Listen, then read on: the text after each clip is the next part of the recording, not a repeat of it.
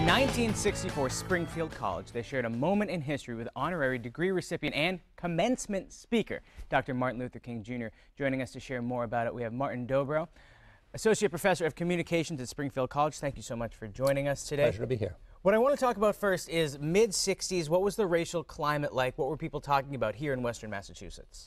I mean, it was a fascinating time, I think, really throughout the country. The racial climate was very tense.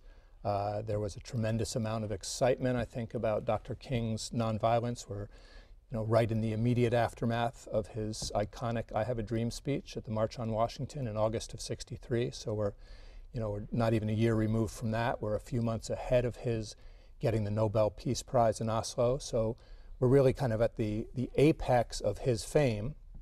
But there's also a sort of growing tension around other elements of the sort of black nationalist movement. Malcolm X, who was a brilliant and controversial leader, was often seen as, I think, opposed to Martin Luther King. I think they actually shared a great deal. Both had some intersection with the history of the city.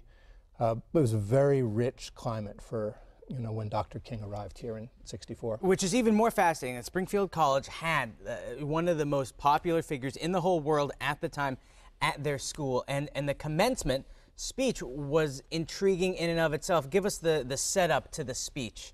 There was a remarkable double drama about the speech. I mean, that year, the 1963-64 year, was incredibly intense. In November of '63, JFK had been assassinated. There was a sort of national grief that was going on.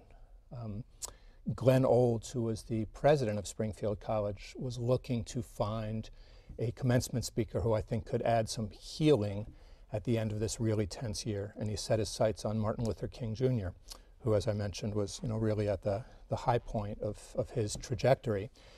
Through some contacts with a fellow college president at Boston University, where King had gotten his divinity degree, a reach out was made to Martin Luther King. He agreed to come here.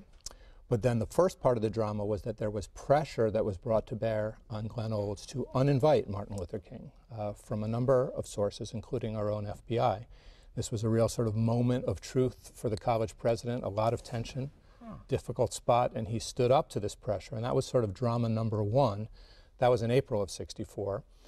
The commencement was set for June 14th, 1964.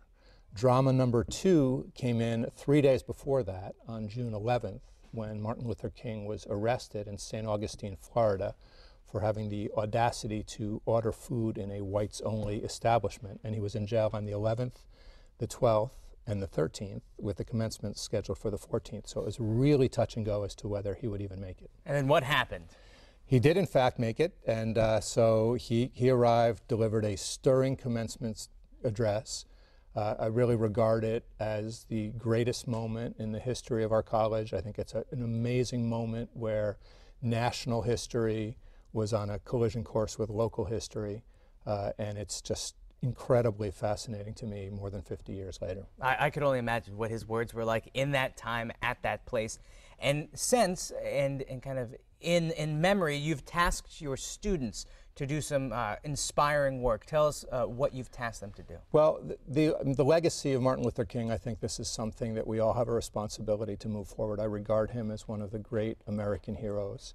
And this is really work that is being done by our School of Human Services, which is a division of Springfield College, is an adult education division. A professor by the name of Denise Brown has done some amazing work with her students in sort of giving modern versions of the famed "I Have a Dream" speech. And I think that legacy, as we have seen certainly in current events, we are by no means in a post-racial society. No. The tensions are every bit as hard now as they were then.